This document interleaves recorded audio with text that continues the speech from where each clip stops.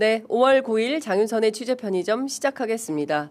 이른바 조희대의 난, 사법 쿠데타의 기획자는 누구인가? 네, 많은 분들께서 궁금해 하시는데요. 관련해서 오늘은 이병철 변호사님 모시고 관련된 주요 말씀 좀 여쭤보도록 하겠습니다. 이 변호사님 어서 오십시오. 네, 반갑습니다. 예, 요새 사실은 지난주만 하더라도 민주당 후보가 이러다가 사라지는 거 아니냐라는 걱정을 했어요. 그런데 이번 주에는 이젠 또 국민의힘 후보가 없어질 것 같다. 그런 네. 이제 실제로 이제 그쪽은 이제 법률적으로 쟁송이 불가피하고 이미 뭐 가처분이 진행되고 있기 때문에 이제 봐야 될 것 같고. 자, 일단 이거를 사법 쿠데타로 민주당은 명명을 하고 있습니다. 누가 보더라도 대법원이 정치의 한복판으로 뛰어들었다. 이런 평가를 하고 있는데 이 변호사님 어떻게 보세요? 저도 지난주부터 조희대의 난이라고 했죠. 네, 조희대의 난. 오늘 뭐 동아일보에도 경향신문에는 희대의 난. 희대의 판결을 때려가지고 희대의 쿠데타를 일으켜서 희대의 난이 터진 건데 네. 그 희대의 난의 여파가 예. 한덕수를 죽인 거지. 그리고 지금 국민의힘에서 김문수의 반란이 일어나게 만든. 네. 이건 저 국민의힘 쪽 내란 주도 세력. 네. 이제 꼭 먹고 알 먹고 이렇게 하려다가 둘 다 놓친 거죠. 이제는 대선은 이제 저는 끝났다고 봅니다. 대선 끝났다. 네. 물론 이제 대선을 내란 세력 쪽에서 이길 가능성은 없었지만 거의. 예. 그렇지만 어느 정도 승부를 할 수 있는 가능성은 저는 있다고 봤는데. 이렇게 거리를 좁힐 수 있는. 네. 이제는 15% 차이는 저는 거의 확정됐다고 봅니다. 희대의 난 때문에. 그러니까 잔머리 굴리다가 자폭한 거지. 원래 모든 거는 지가 상대방이 실수를 해줘야. 예. 그게 크잖아요. 네. 이게 실수를 안 해야 되는데 여기서는 뭐 엄청난 그러니까 자기들은 이게 최고의 기술자다라고 생각한 거기에서 박살이 난 거지. 네. 그러니까 최고의 법 기술을 부릴 수 있다. 우리가 최고 법원이고 대한민국은 우리가 정리한다. 라는 오만한 생각 속에서 난을 일으켰는데 결과적으로는 그게 자폭수가 된 거다. 예. 자, 그런데 오만 그게 키워드네요. 오만. 예. 우리 장 기자님 역시. 아닙니다. 오만이 키워드. 예. 그러니까 어쨌든 그 얘기가 많이 돌아가지 않습니까? 이 재판이 유효냐 무효냐 결론을 내는 것도 어차피 최고법원인 대법원이 결정을 한다. 조희대 대법원장이 결정하는 거기 때문에 무엇을 하든지 간에 우리 손안에 있다. 이런 판단이 굉장히 강했다라는 후문이 들립니다. 그 사실 뭐 처음부터 그렇게 작전을 짠 거니까. 예. 그러니까 제가 굉장히 여러 유튜브에 나와서 제가 말씀을 드렸어요. 진보 진영, 민주 진영, 저 너무 이쪽을 잘 모르셔. 네. 이번에 좀 많이 아시게 됐어요. 예를 들면 이번에 지금 승부가 진보 진영은 그냥 이제 복싱이라고 생각했어. 복싱 룰에 따라서 준비를 하는 거죠. 그 링이 올라갔더니 저쪽에서 하는 게 종합 격투기야. 그러니까 완전히 놀란 거지. 그러니까 3월 7일 이게 제일 중요한 건 지금 12월 3일 비상계엄 내란이 터지고 그것도 국민들이 나서서 진압한 거잖아요. 그렇습니다. 그리고 이제 여태까지 한 5개월 흐르면서 이 계엄 정세의 가장 중요한 어떤 전략적인 포인트는 윤석열의 신병이에요. 신병. 그렇죠. 윤석열을 어렵게 체포한. 그게 굉장히 중요한 국면이었는데 맞습니다. 너무나도 어처구니 없이 3월 7일 구속 취소 직위원 이제 이때부터 정세가 확 바뀌었거든. 맞습니다. 그런데 희대의 난 때문에 저쪽이 또 확 자폭을 한 거죠. 그러니까 제가 직위원 구속 취소 그 다음 날 심우정 검찰총장이 적시한 거 포기. 그리고 석방. 이게 석방이 아니라 제가 대탈옥이라 했잖아요. 제가 맨 먼저 말했어요. 뉴스공장에서. 김어준 씨도 내보고 변호사님 탈옥은 너무 지나친 거 아니냐 이런 이게 탈옥이다. 네. 그러니까 석방이라고 표현해서는 안 된다. 이 사태의 본질은 그랬더니 그 유시민 작가님도 네. 그러니까 상대가 이렇게까지 악당인 줄은 몰랐지. 그러니까 합법적 탈옥이라고 또 하대. 예. 탈옥이 합법적인 게 어디 있어요? 다 불법이지. 그러니까 그만큼 착한 거야. 예. 상대를 몰라. 예. 얼마나 저쪽이 악독한지 몰라. 그렇지. 예. 그 이쪽은 노출이 다 돼 있잖아요. 예. 내가 보기에는 장님이거든. 장님이 코끼리 만지는 거야. 예. 그러니까 어떤 사람은 뭐 다리 만지고 이렇더라. 어떤 사람은 뭐 상하 만지고 이렇더라. 다 틀렸어. 예. 알고 보면은 종합 격투가야. 예. 그죠? 예. 진짜 칼 나오는 조폭이라고. 그런데 뭐 권투 이거 해가지고 되겠어요? 예. 근데 이번에 이제 희대의 판결 때문에 깨달았지. 예. 진짜 저쪽은 완전 칼이 나오네. 그죠? 네. 그럼 우리는 총을 써야지. 이제 이 자각을 한 거죠. 그래서 이제 지난 연휴 네. 때 제가 다른 어디 유튜브 나가서 그랬습니다. 이거를 해결하기 위해서는 민주 시민들이 가장 빠른 시간 내에 네. 하여간 연휴가 끝나기 전에 네.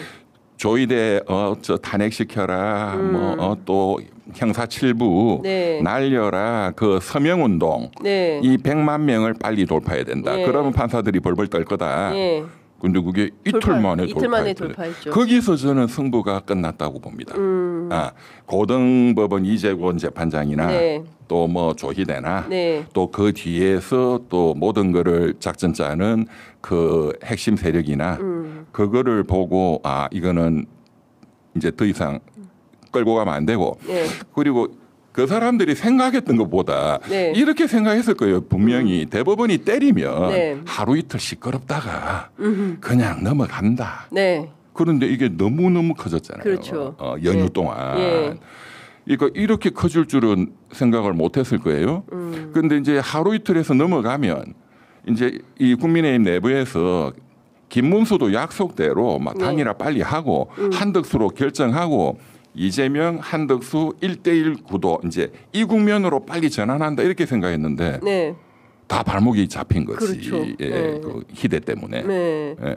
근데 뭐 희대가 무슨 잘못이 있어? 그 사람은 그냥 바둑돌에 불과한데. 조희대는 바둑돌이다. 그거 아무것도 아니지. 아까 말씀하신 그 작전 짜는 핵심 세력. 네. 이게 그 박선원 의원에 따르면 독수리 5인방이고 네. 뭐 그 김앤장의 뭐 서모 변호사 뭐 이렇게 네. 얘기가 나오고 있어요. 그 얘기 좀 해주십시오. 작전 짜는 핵심 세력이 어떻게 구성이 좀 되어 있습니까? 그 팀은 확실히 있다. 그런데 저는 그거를 박선원 의원이 그 독수리 5인방 말씀하셨어요. 네네. 저는 그 오늘 처음 들었는데 네. 독수리 5인방이라는 소리는 들었지만 뭐 김앤장의 뭐 서모 변호사도 하는 거는 예. 그 뉴스공장에서 말씀하시는 거 예. 들었거든요. 저도 예. 주진우 기자도 뭐 그런 취재를 예. 뭐 하고 있다 하고. 예. 근데 독수리 5인방을 말씀하신 분이 뭐라고 하세요? 네. 보충 설명을 좀 해주세요.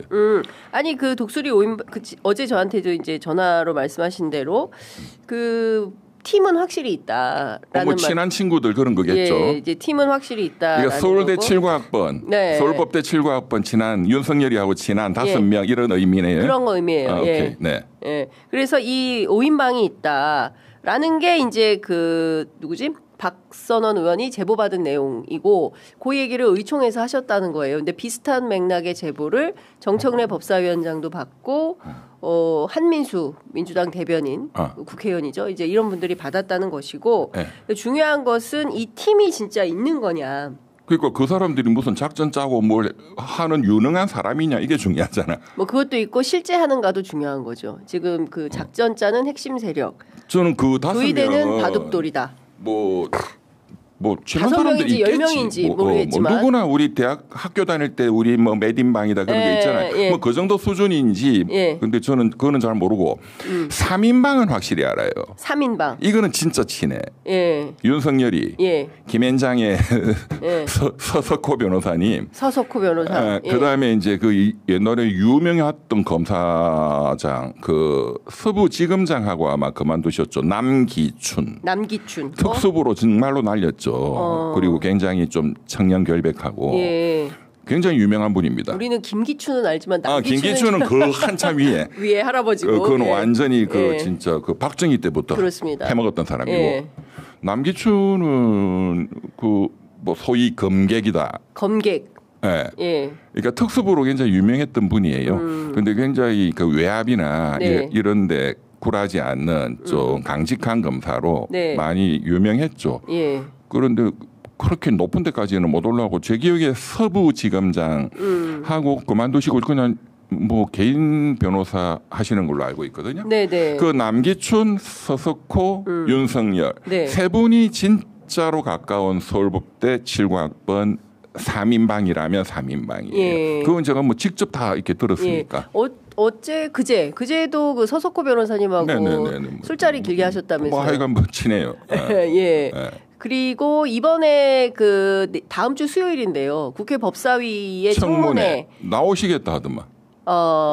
그저께 저한테 뭐라고 하시면서 나오시겠다고 하시던가요? 저는 안 나갈 줄 알았어요. 그날 대법원장 불렀죠. 조희대 불렀죠. 대법관들도 그 사람들은 증인 채택은 다 했습니다. 그 사람들은 뭐 절대로 안 나올 거고 때려 죽이도 안 나올 거예요.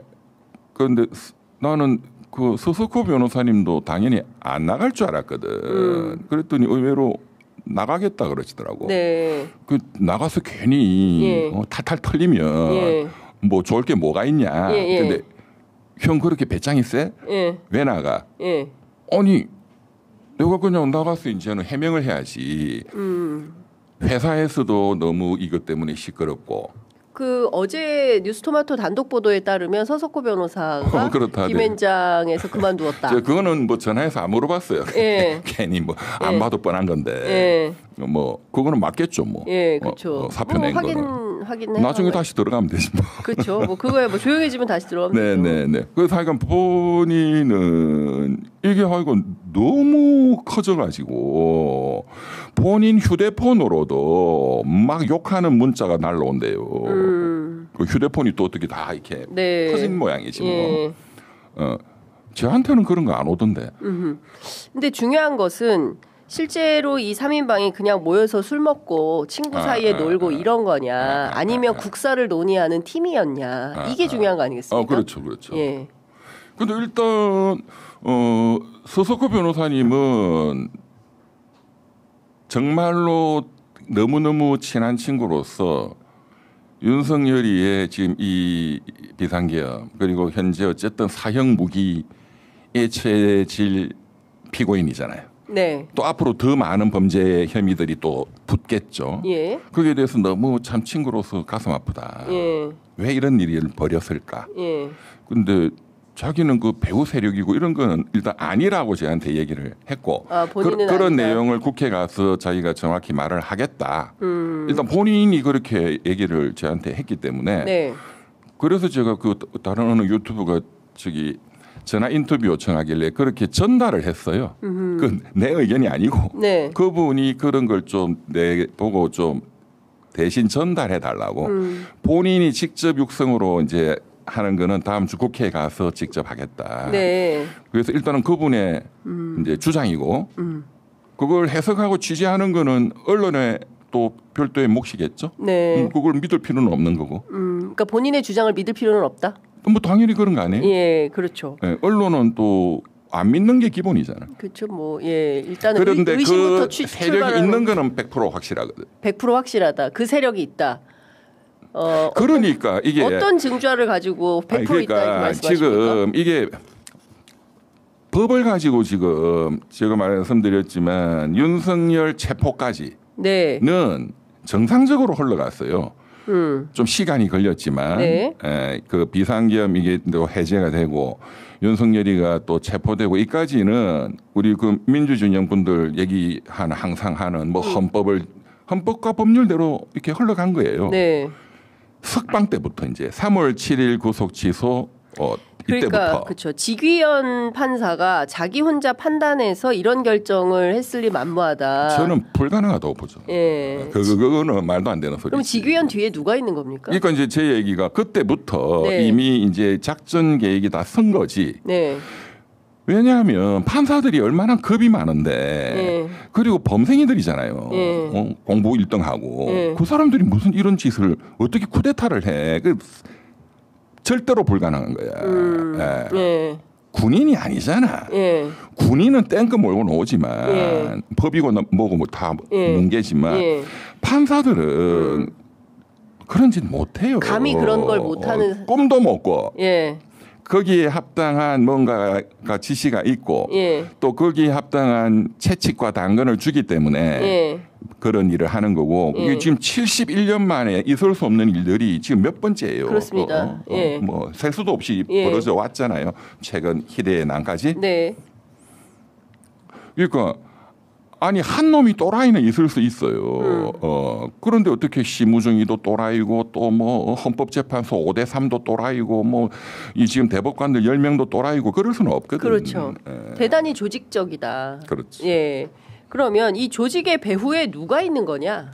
그걸 뭐 저보고 이름을 말하라 하면 나는 뭐 모르고 그러나 그 세력은 분명히 있는 거죠. 예를 들면 옛날에 이름은 모르는데 세력 있는 건 어떻게 아세요? 왜냐? 그러니까 이제 제가 비교를 해드릴게요. 그 옛날에 그 돌아가신 아는데 말씀을 못 하시는 거 아니에요? 일단 한번 들어보세요. 돌아가신 삼성그룹 그 이건희 회장 계셨을 때 지금 이재용 회장은 뭐 감옥소도 갔다 오고 했지만 이건희 회장이 계셨을 때 많은 수사를 받았어요. 그때도 그렇죠. 단 한 번도 구속된 적은 없습니다. 그렇습니다. 언론 노출도 거의 없었어요. 그리고 영장은 다 청구 자체를 막아버리고 또는 기각되거나 이제 불구속 기소가 되면 법원은 100% 집행유예죠. 다른 재벌 회장들은 그때도 다 잡혀가고 뭐 가끔씩 했어요. 근데 이건희 회장은 그 절대로 이제 그런 게 없었는데 언론도 거의 안 썼어요. 그거를 움직이는 팀이 있잖아. 이름을 뭐 말 안 해도. 그렇죠. 삼성 법무팀이 있었죠. 거기가 이전실. 거기가 헤드쿼터고 삼성 법무실. 삼성 법무실장은 실장이 아니라 사장급이거든요. 가장 중요한 사람이지. 회장의 참모 중에. 그리고 이제 그 뭐 그때그때 필요한 로펌 또는 뭐 개인 변호사도 동원하는 거잖아요. 그러니까 그 정말로 대한민국 0.001%의 법조 파워 엘리트가 이제 팀을 만들어서 그 사건을 해결을 하는 거거든요. 그렇죠. 그리고 뭐 이재용에 대한 그 경영권 승계 이거는 그룹의 명운이 걸린 문제잖아요. 지 오너들 입장에서는 그런 거 결국 다 해결하잖아요. 이제 그런 건 뭐 어떤 사람 이름을 말씀을 안 드리더라도 그 핵심 세력들이 움직이는 그게 소위 대한민국의 법조계의 파워 엘리트지. 카르텔이다. 법조 그거는 그때그때 자연인인 인물들은 바뀌죠. 당연히. 이번에도 이제 그런 세력이 이제 처음부터 계획을 짜고 이 전체 적어도 법률 투쟁의 프로그램을 지금 끌고 온 거지. 그러면은 그 이건희에게 미전실이 있듯이 윤석열에게도 이건희 미전실 같은 게 윤석열이가 그렇게 두뇌가 조직적이고 그렇지가 않아요. 아니, 그러니까 윤석열을 돕는 있지. 어떤 그 일종의 법무팀이 있었다. 그렇죠. 왜냐하면 윤석열도 이제 2년 반 정도 하고 본인이 쿠데타를 준비를 하면서 법률적인 그거를 준비 안 할 수가 없잖아요. 또 본인이 또 검사 출신이고. 그러니까 당연히 쿠데타를 한 작년 초도 아니고 재작년부터 준비를 했다는 거잖아요. 그 증언은 나왔잖아요. 맞습니다. 그러면 동시에 법률 준비도 당연히 하는 거거든요. 그리고 이 양반이 할 줄 아는 게 그런 거잖아요. 또 뒤틀어 가지고 저 협박하고.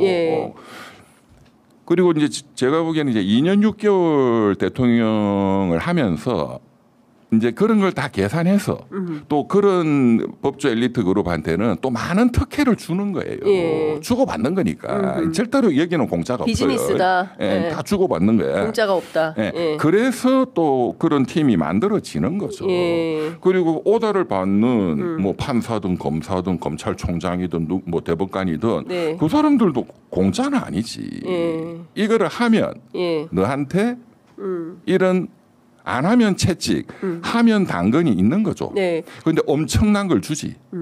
상상을 할 수 없는.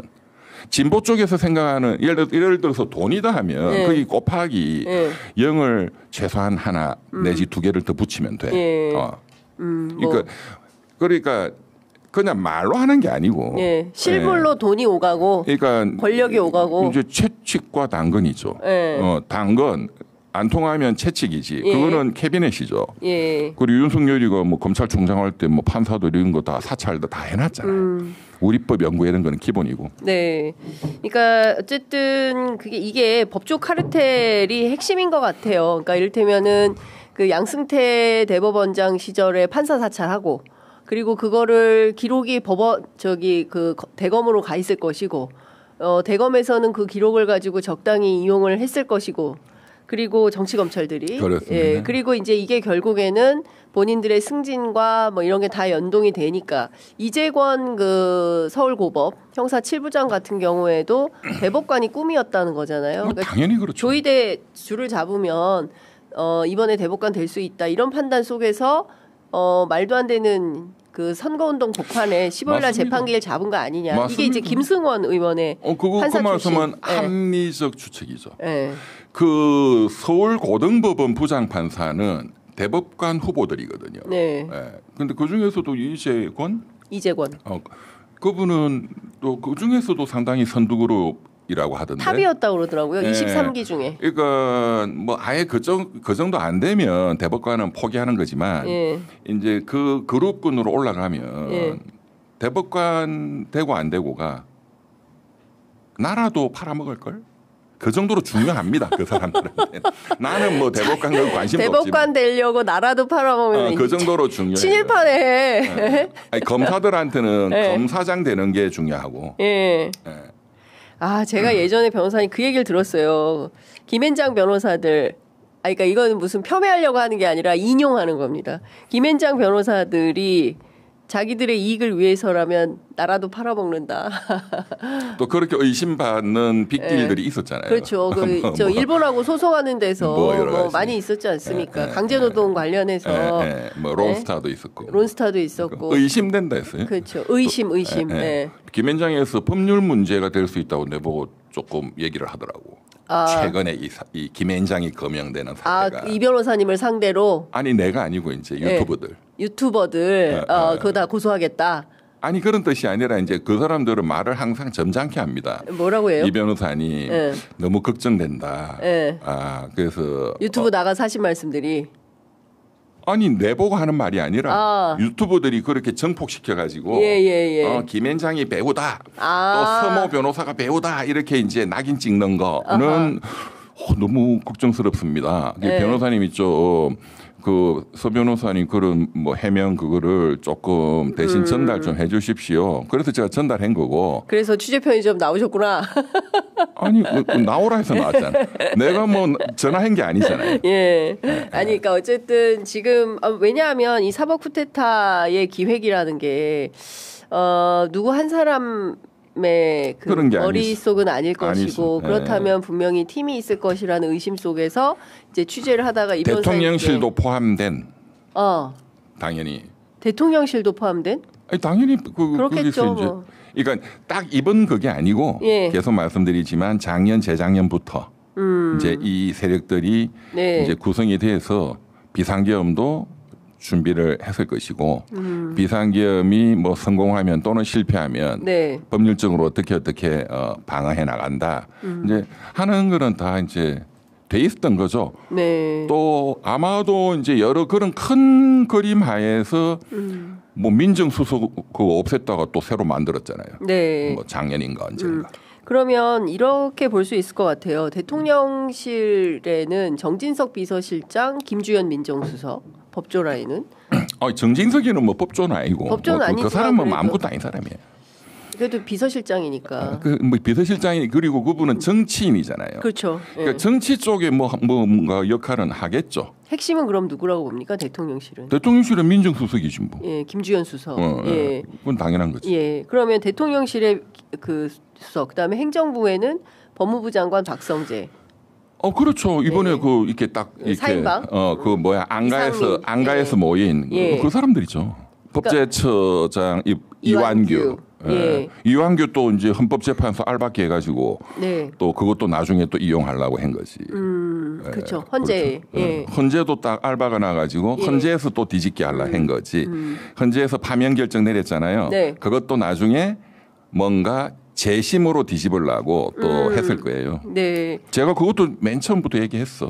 그러면 변호사님 이건 어떻게 보십니까? 지금 이 사법 쿠데타가 일단 일단락이 되었다. 끝났다. 이제 이렇게 보는 시각도 있고 아니다. 이 사람들은 이렇게 끝낼 사람들이 아니다. 매우 집요한 사람들이다.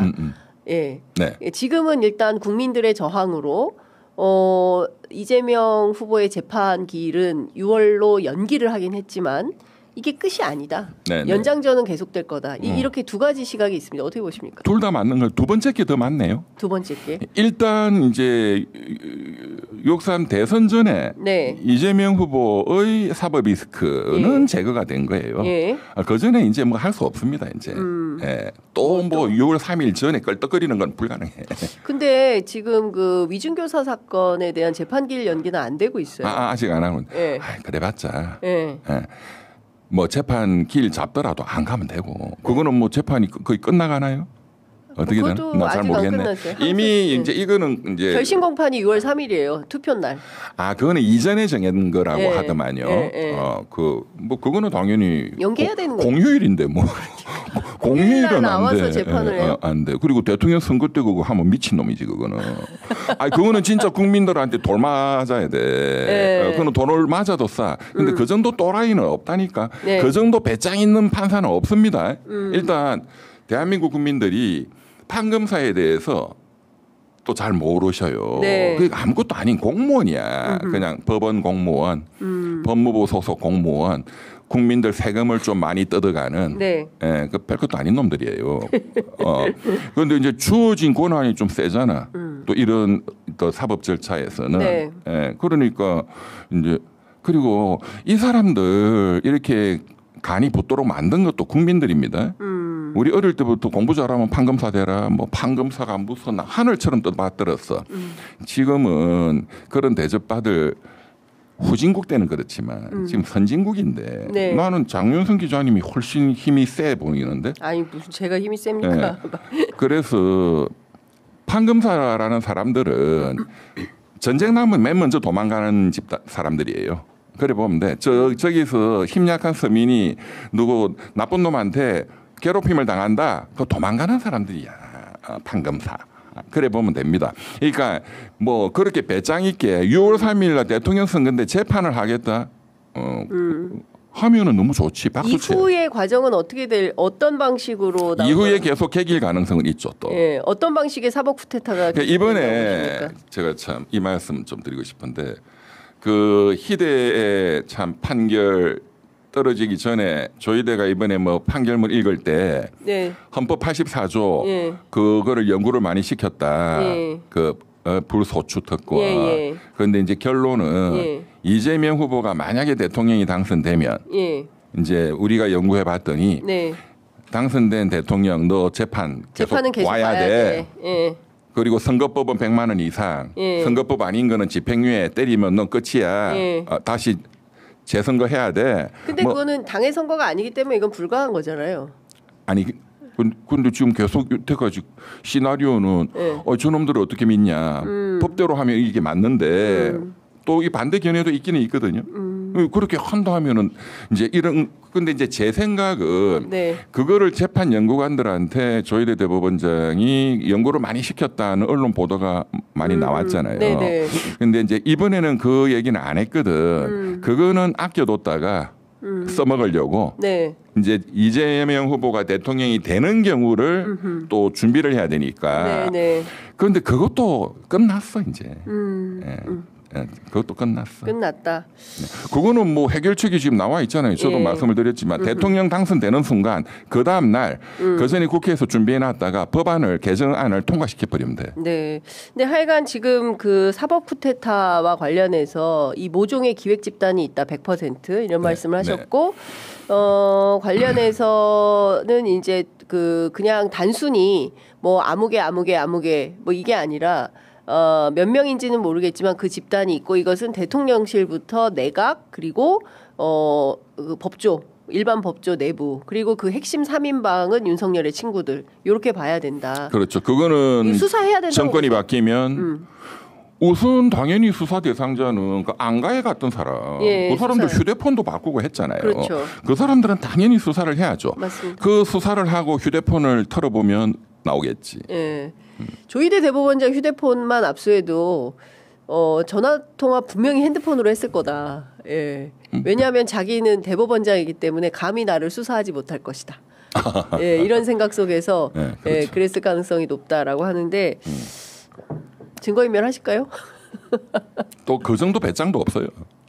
판사들은 더더욱이. 그것도 못해요. 네. 네. 판사들 착하거든요. 오늘 판사들 되게 무시하시는데. 저는 본래 그래. 검사들은 더 무시하지. 알겠습니다. 어쨌든 저희가 사실 오늘 이 변호사님 모시고 이 사법 쿠데타 기획자가 누구냐. 실명을. 예. 그거는 뭐 신정부가 하시면 되죠. 뭐 신정부의 검찰총장을 훌륭한 사람을 빨리 이제 임명을 해가지고 그것도 찾아내고 뭐. 특히 저는 뭐 지금 대통령 선거가 얼마 안 남았기 때문에 대통령 선거는 끝났어요.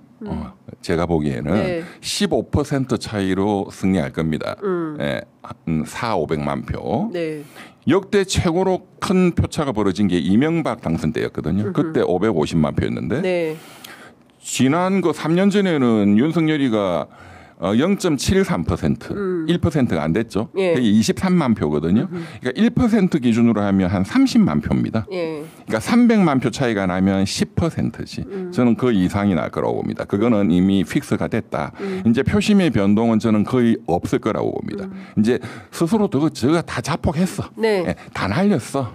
그런데 이제 신정부가 들었으면 저는 10월 첫째 주에 아마 추석이 있는 것 같은데요.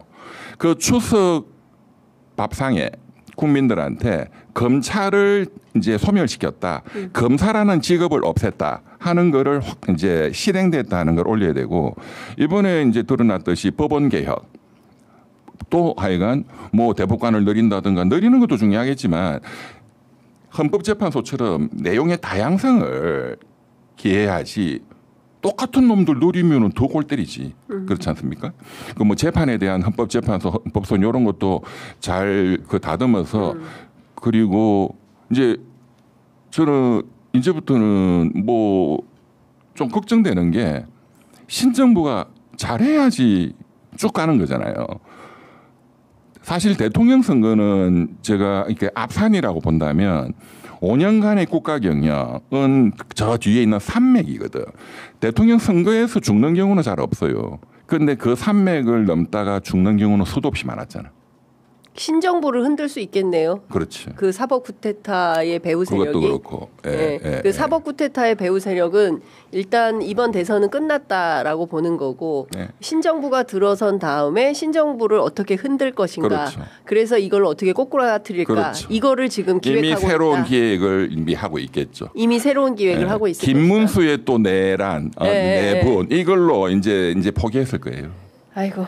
참 산 넘어 산이네요. 그런데 참 한 가지 제가 이번에 진짜 대한민국 이 민주 시민의 어떤 힘이라는 게 대단하다. 이 속도. 그럼요. 아까 이틀 만에 100만 명 돌파해버리고 그걸로 희대의 난을 제압한 거거든요. 지금 국민의힘 내부에 이런 게 없었으면 한덕수가 이미 결정 났을 거예요. 그런데 이렇게 국민들이 난리가 나니까 김문수가 왜 저렇게 배짱 튀기느냐.